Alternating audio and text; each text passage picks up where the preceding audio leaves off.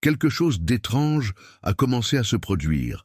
Des personnes qui vous appréciaient autrefois vous regardent maintenant différemment. Des amis qui étaient de votre côté semblent désormais distants. Des membres de votre famille qui vous soutenaient remettent en question votre version des faits.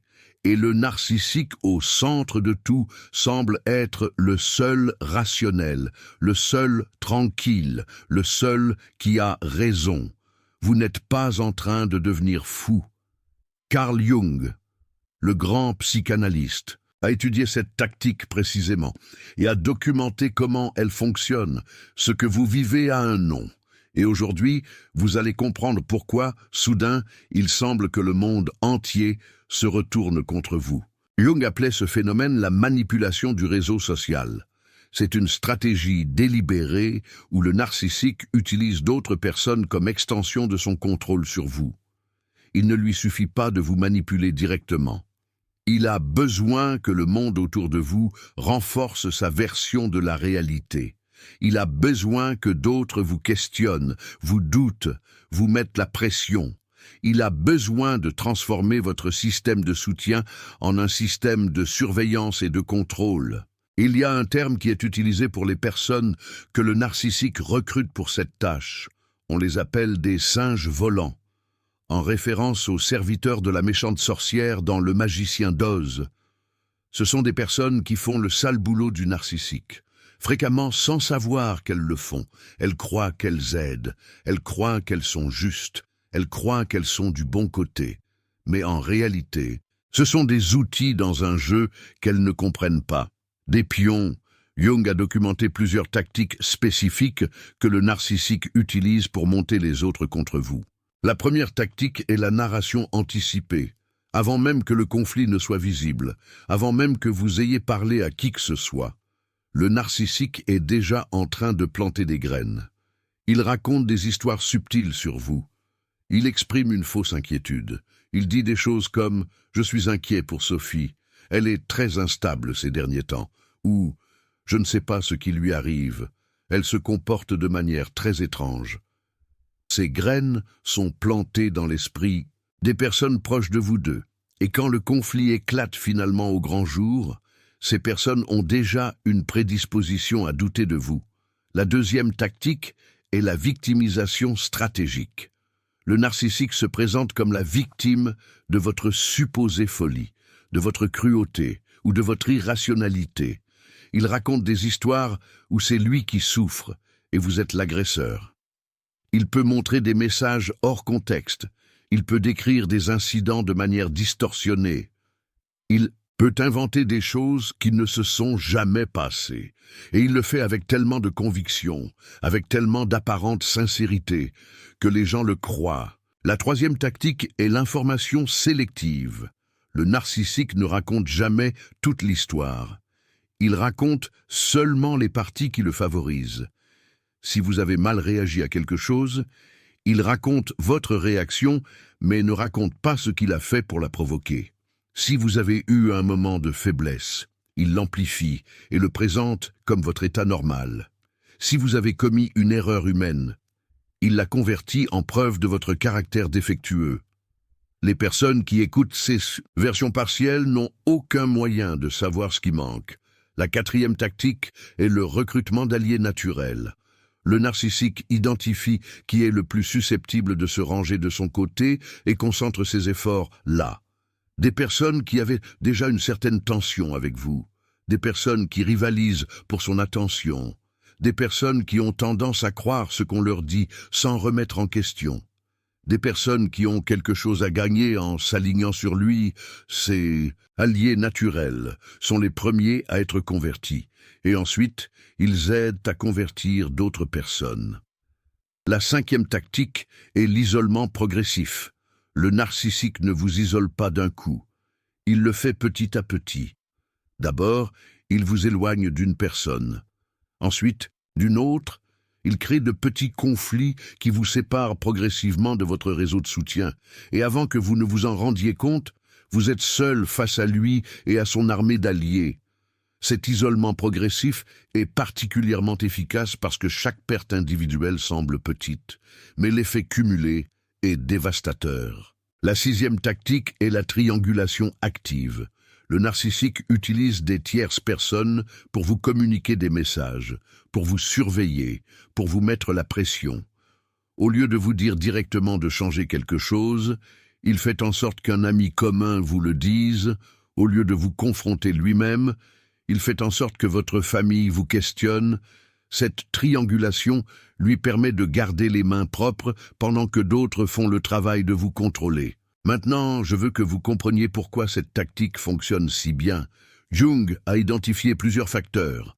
Le premier facteur est la tendance humaine à croire le premier qui parle. Quand il y a un conflit entre deux personnes, nous avons tendance à croire davantage celui qui nous a raconté sa version en premier. Le narcissique sait cela et s'assure de parler en premier à toutes les personnes importantes. Quand vous avez enfin l'opportunité de donner votre version, vous êtes déjà désavantagé.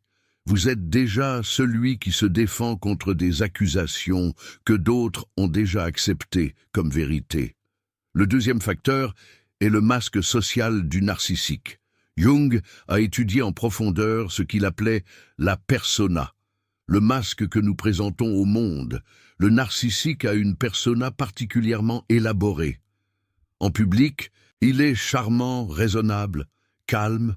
Les personnes qui le connaissent superficiellement ne peuvent pas imaginer qu'il soit capable de ce que vous décrivez.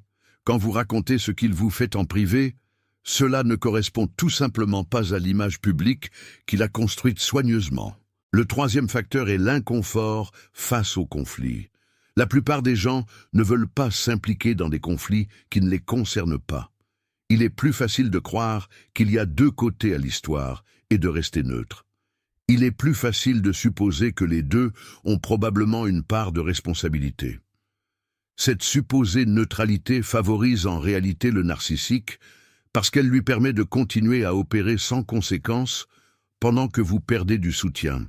Le quatrième facteur est la manipulation de la compassion. Le narcissique est expert pour éveiller la compassion. Il peut raconter des histoires de son enfance difficile. Il peut montrer une vulnérabilité stratégique. Il peut sembler sincèrement blessé par vos supposés mauvais traitements. Les personnes empathiques, qui sont fréquemment celles qui entourent les victimes de narcissiques, répondent à cette compassion. Elles veulent l'aider. Elles veulent le consoler, et sans s'en rendre compte. Elles deviennent ses alliés contre vous. Le cinquième facteur est la fatigue sociale. Quand il y a un conflit prolongé, les personnes autour se fatiguent. Elles se fatiguent d'écouter parler du drame. Elles se fatiguent de devoir prendre parti. Elles se fatiguent de l'attention. Et quand elles sont fatiguées, il est plus facile pour elles d'accepter la version du narcissique simplement parce qu'il la présente de manière plus calme, plus ordonnée, plus raisonnable. Vous, qui êtes légitimement affecté par l'abus, pouvez sembler le plus problématique simplement parce que vous êtes plus émotionnel. Jung a documenté quelque chose de particulièrement douloureux à propos de ce processus. Beaucoup de personnes qui se retournent contre vous ne sont pas de mauvaises personnes. Ce sont des personnes qui ont été manipulées, des personnes qui croient sincèrement qu'elles font ce qui est juste, des personnes qui pensent qu'elles vous aident en vous mettant la pression. Quelque chose d'étrange a commencé à se produire. Des personnes qui vous appréciaient autrefois vous regardent maintenant différemment. Des amis qui étaient de votre côté semblent désormais distants. Des membres de votre famille qui vous soutenaient remettent en question votre version des faits. Et le narcissique, au centre de tout, semble être le seul rationnel, le seul calme, le seul qui a raison. Vous n'êtes pas en train de devenir fou. Carl Jung a étudié cette tactique et a documenté son fonctionnement. Ce que vous vivez a un nom. Et aujourd'hui, vous allez comprendre pourquoi, soudain, il semble que le monde entier se retourne contre vous. Des personnes qui n'ont aucune idée qu'elles sont utilisées comme des outils d'abus. Cela rend la situation encore plus difficile, parce que vous ne vous débattez pas seulement avec le narcissique, vous vous débattez avec des personnes qui comptent pour vous, qui vous aiment à leur manière, qui croient agir avec de bonnes intentions. La trahison se fait plus profonde, parce qu'elle vient de personnes qui ne prétendent pas vous trahir. il existe des signaux spécifiques qui indiquent que quelqu'un a été transformé en un singe volant. Jung les a documentés. Le premier signal est le changement soudain d'attitude. Quelqu'un qui vous soutenait auparavant commence soudainement à remettre en question tout ce que vous dites. Quelqu'un qui vous croyait avant semble maintenant sceptique. Quelqu'un qui était de votre côté avant semble maintenant être au milieu. Ce changement se produit fréquemment après une conversation avec le narcissique à laquelle vous n'avez pas assisté. Le deuxième signal est la répétition de phrases du narcissique, quand quelqu'un commence à utiliser les mêmes mots, les mêmes phrases, les mêmes arguments que le narcissique. C'est un signal clair qu'il a été programmé. Ce ne sont pas des conclusions indépendantes. Ce sont des idées qui ont été plantées et que la personne répète maintenant en croyant qu'elles lui sont propres. Le troisième signal est la pression pour que vous cédiez. Les singes volants vous mettent fréquemment la pression pour que vous fassiez la paix, pour que vous pardonniez, pour que vous arrêtiez le drama, pour que vous pensiez aux enfants, pour que vous soyez la plus mature. Cette pression va toujours dans la direction de ce que le narcissique veut. On ne le met jamais sous pression de la même manière. Le quatrième signal est l'espionnage déguisé en inquiétude. Quelqu'un qui, soudain, veut savoir beaucoup de choses sur votre vie, qui vous pose des questions sur vos plans, qui veut savoir comment vous allez vraiment. Cette information finit fréquemment par arriver au narcissique. Le singe volant ne se rend peut-être pas compte qu'il fonctionne comme un espion, mais c'est exactement ce qu'il fait. Le cinquième signal est la défense automatique du narcissiste. Quand vous mentionnez quelque chose que le narcissique vous a fait, le singe volant le défend immédiatement. Il cherche des explications, minimise ce que vous décrivez, suggère qu'il y a probablement eu un malentendu. Cette défense automatique indique qu'il a déjà été programmé pour protéger l'image du narcissique. Maintenant, je veux vous parler de quelque chose que Jung considérait comme crucial pour les victimes de cette tactique. Ce n'est pas de votre faute si les autres ont été manipulés. Vous n'avez pas échoué à communiquer. Vous n'auriez pas dû parler en premier. Vous n'êtes pas responsable du fait que le narcissique soit meilleur pour manipuler que vous pour être honnête. L'asymétrie est injuste, mais ce n'est pas de votre faute. Il est également important que vous compreniez que vous ne pouvez pas convaincre tout le monde. Certaines personnes vont le croire, quelles que soient les preuves que vous leur présentiez. Certaines personnes préfèrent la version confortable à la vérité inconfortable. Certaines personnes ont leur propre raison de s'aligner sur le narcissique.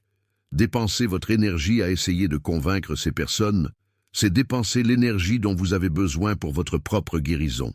Jung avait une perspective spécifique à ce sujet. Il disait qu'il y a des personnes qui peuvent être sauvées et des personnes qui ne le peuvent pas. Les personnes qui peuvent être sauvées sont celles qui ont la capacité de remettre en question, de voir des preuves, de reconsidérer leur position. Les personnes qui ne peuvent pas être sauvées sont celles qui sont engagées envers leur position, quels que soient les faits. Votre travail est d'identifier qui est qui, et de concentrer votre énergie en conséquence. Avant de continuer avec les stratégies de protection, je veux faire une pause. Si ce contenu vous aide à comprendre pourquoi vous avez perdu des personnes que vous aimiez, si enfin ce que vous avez vécu a un sens, envisagez de soutenir cette chaîne avec Super Thanks. Votre contribution nous permet de continuer à rechercher et à partager ces connaissances qui peuvent valider tant de personnes qui se sentent seules contre le monde. Merci d'être ici. Maintenant, je veux vous parler de la façon de répondre quand vous découvrez que quelqu'un est devenu un singe volant. La première stratégie est l'évaluation de la relation. Avant de décider quoi faire, vous devez évaluer à quel point cette personne est importante pour vous et à quel point elle a été profondément manipulée. Toutes les relations ne valent pas le même effort de récupération. Et toutes les personnes n'ont pas été converties au même degré. Si c'est quelqu'un de périphérique dans votre vie, quelqu'un que vous pouvez perdre sans impact significatif, peut-être que la meilleure stratégie est simplement de laisser aller. Ne pas dépenser d'énergie à essayer de sauver quelqu'un qui n'est pas central pour votre bien-être. Si c'est quelqu'un d'important, quelqu'un dont la perte vous affecterait profondément, alors cela vaut la peine d'essayer. Mais vous devez le faire de manière stratégique, pas émotionnelle. La deuxième stratégie est la conversation privée et calme. Si vous décidez d'essayer de sauver un singe volant, faites-le en privé, sans le narcissique présent, et dans un moment de calme. Ne le faites pas lorsque vous êtes émotionnellement activé. Ne le faites pas en réaction à quelque chose que le singe volant vient de faire. Choisissez le moment et le lieu. Dans cette conversation, n'attaquez pas le narcissique directement. N'essayez pas de convaincre le singe volant que le narcissique est mauvais. Au lieu de cela, partagez votre expérience. Utilisez des phrases comme « voici ce que j'ai vécu » ou « voici comment cela m'a affecté ». Il est plus difficile de rejeter votre expérience personnelle que de rejeter des accusations sur une autre personne. La troisième stratégie est de poser des questions au lieu d'affirmations. Au lieu de dire « le narcissique t'a menti », demandez « t'a-t-il raconté ce qui s'est passé avant cela ?» Au lieu de dire « il m'a manipulé », demandez « t'a-t-il montré les messages complets ou seulement des parties ?» Les questions invitent à la réflexion. Les affirmations invitent à la défense. La quatrième stratégie est d'offrir des preuves sans pression. Si vous avez des preuves concrètes de ce que le narcissique a fait, vous pouvez les offrir. Mais ne les imposez pas. Dites quelque chose comme « j'ai quelques messages qui montrent une autre perspective. Aimerais-tu les voir ?» Si la personne dit non, respectez cela. Forcer la preuve génère fréquemment de la résistance au lieu d'une ouverture. La cinquième stratégie est de donner du temps. Jung a observé que de nombreuses personnes qui croient initialement le narcissiste finissent par voir la vérité par elles-mêmes. Le narcissique ne peut pas maintenir son masque parfait pour toujours. Avec le temps, les singes volants peuvent commencer à remarquer des incohérences. Ils peuvent avoir leurs propres expériences négatives avec lui. Ils peuvent entendre d'autres versions de l'histoire. Parfois, la meilleure stratégie est simplement d'attendre. La sixième stratégie est d'établir des limites claires pendant que vous attendez. Vous pouvez garder la porte ouverte pour quelqu'un sans lui permettre de vous blesser en attendant. Vous pouvez dire quelque chose comme « je t'aime et j'espère qu'un jour nous pourrons parler de ça. Mais pour l'instant j'ai besoin de distance parce que cette situation m'affecte. » Cette limite protège votre bien-être tout en laissant de la place pour une future réconciliation. Maintenant, je veux vous parler de quelque chose de douloureux, mais nécessaire. Il y a des relations qui ne se rétabliront jamais. Certaines personnes choisiront de croire le narcissique, quoi qu'il arrive. Certaines personnes préféreront le confort de leur position actuelle à l'inconfort de reconnaître qu'elles ont été manipulées.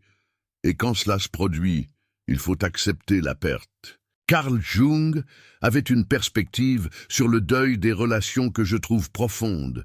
Il disait que lorsque nous perdons quelqu'un qui est encore vivant, le deuil est plus compliqué. Il n'y a pas de clôture naturelle, pas de funérailles. La personne continue d'exister, elle est toujours là, mais elle n'est plus accessible pour nous. Ce type de perte nécessite un deuil actif, une clôture que nous devons créer nous-mêmes. Permettez-vous de ressentir la perte. Permettez-vous de pleurer des personnes qui sont encore vivantes, mais qui ne sont plus dans votre vie. Permettez-vous la rage face à l'injustice de ce qui s'est passé, et éventuellement, permettez-vous d'aller de l'avant sans ces personnes. Il y a quelque chose d'important que Carl Jung voulait que vous compreniez, sur ce que ces pertes révèlent. Les personnes qui se mettent contre vous après avoir écouté une seule version de l'histoire vous montrent quelque chose sur elles-mêmes.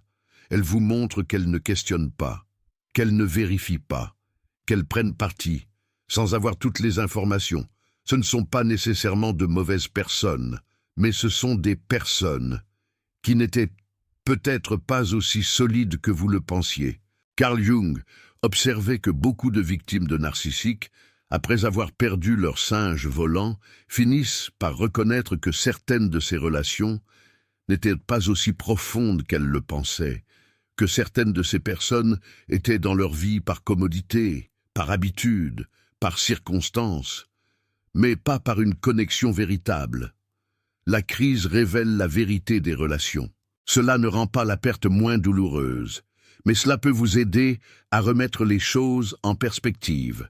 Les personnes qui vous connaissent vraiment, qui vous aiment vraiment, qui sont vraiment engagées envers vous, ces personnes vont chercher votre version.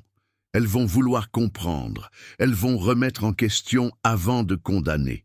Et si quelqu'un ne fait pas cela, peut-être que sa perte, bien que douloureuse, n'est pas aussi grande qu'elle le paraît.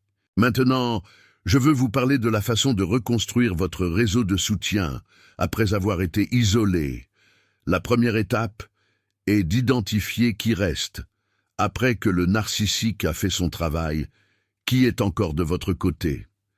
Qui sont les personnes qui n'ont pas été converties, qui ont maintenu leur loyauté, qui ont cru en vous? Ces personnes sont votre base. Elles sont le fondement sur lequel vous allez reconstruire. La deuxième étape est de renforcer ces relations restantes. Les personnes qui sont restées de votre côté méritent votre gratitude et votre attention. Investissez dans ces relations. Approfondissez-les. Montrez-leur que vous valorisez leur loyauté.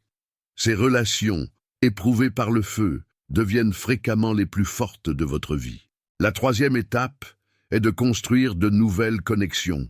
Votre vie ne doit pas se limiter aux personnes que vous connaissiez avant le narcissique. Il y a un monde entier de personnes qui peuvent entrer dans votre vie. Des groupes de soutien, où vous rencontrez d'autres personnes qui ont vécu des expériences similaires, de nouveaux amis, qui n'ont pas d'histoire avec le narcissique, des communautés basées sur des intérêts qui n'ont rien à voir avec votre passé. La quatrième étape est d'apprendre de l'expérience.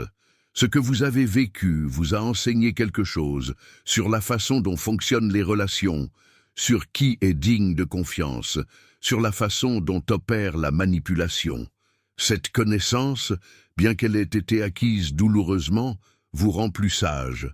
Elle vous rend meilleur pour choisir avec qui vous vous entourez à l'avenir. Elle vous rend plus capable de détecter les signes avant-coureurs de personnes qui pourraient se retourner contre vous. Carl Jung avait quelque chose à dire sur les singes volants qui finissent par se réveiller. Certains singes volants, avec le temps, se rendent compte qu'ils ont été manipulés. Ils peuvent voir le narcissique faire avec d'autres ce qu'il a fait avec vous. Ils peuvent avoir leurs propres expériences, d'être rejetés ou blessés par lui. Ils peuvent simplement mûrir et gagner en perspective. Quand cela se produit, ils peuvent tenter de se reconnecter avec vous. Carl Jung recommandait la prudence avec ses reconnexions. La personne qui revient doit démontrer qu'elle comprend ce qui s'est passé, qu'elle reconnaît les dommages qu'elle a causés, en vous croyant sans remettre en question, qu'elle est disposée à écouter votre version maintenant. Sans cette reconnaissance, la réconciliation est superficielle et le schéma peut se répéter. Si vous décidez d'accepter un singe volant repenti, de retour dans votre vie, faites-le graduellement. Reconstruisez la confiance, lentement. Ne lui donnez pas accès immédiat à votre vie actuelle. Permettez-lui de démontrer, avec des actions, pas seulement avec des mots, qu'il a changé. Il y a quelque chose que Carl Jung observait sur la façon de protéger votre réputation pendant ce processus. Le narcissique va tenter de nuire à la façon dont les autres vous voient. Cela fait partie de sa stratégie, mais vous avez plus de contrôle que vous ne le croyez sur la façon dont vous êtes perçu par les personnes qui comptent vraiment. La première façon de protéger votre réputation est avec la consistance. Votre comportement consiste, parle plus fort que n'importe quelle histoire qu'il raconte, si vous êtes constamment honnête, constamment fiable, constamment raisonnable. Avec le temps, les personnes qui vous observent remarqueront la discrépance entre ce qu'il dit et ce que vous faites. La deuxième façon est de ne pas répondre à chaque accusation.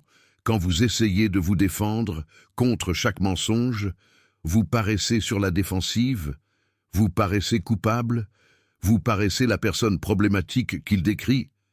Parfois, la meilleure défense est de ne pas se défendre du tout.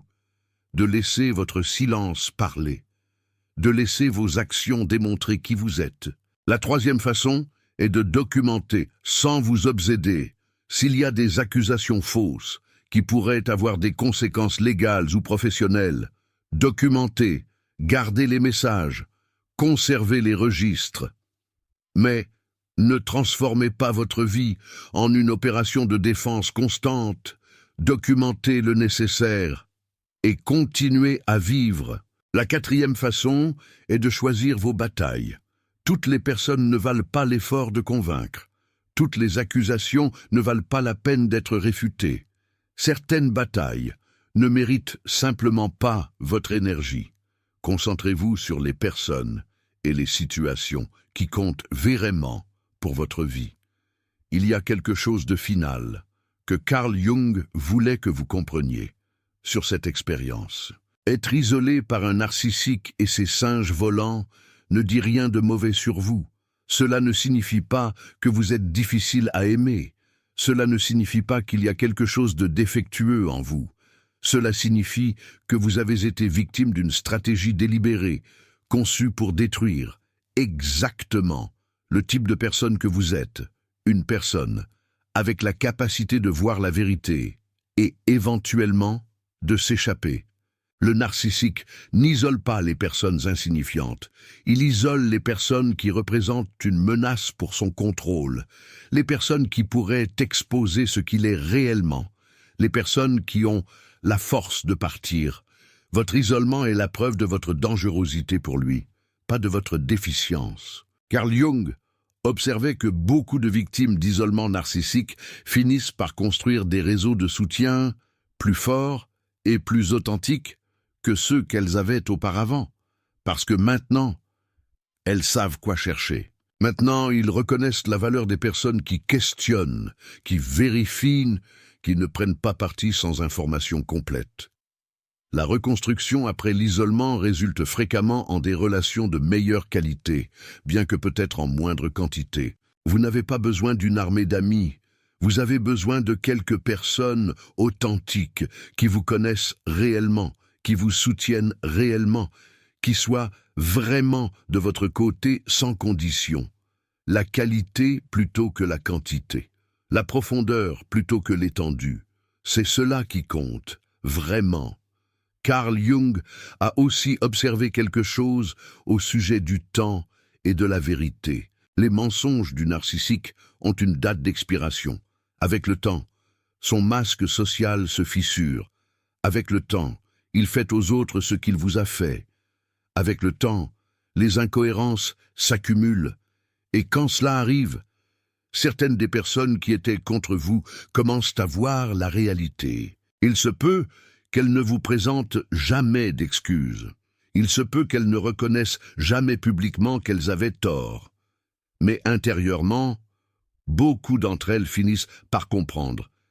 Et même si cette compréhension tardive n'efface pas les dommages qu'elles vous ont causés, il y a une certaine justice à savoir que la vérité a une façon de se révéler. Votre travail n'est pas d'attendre ce moment.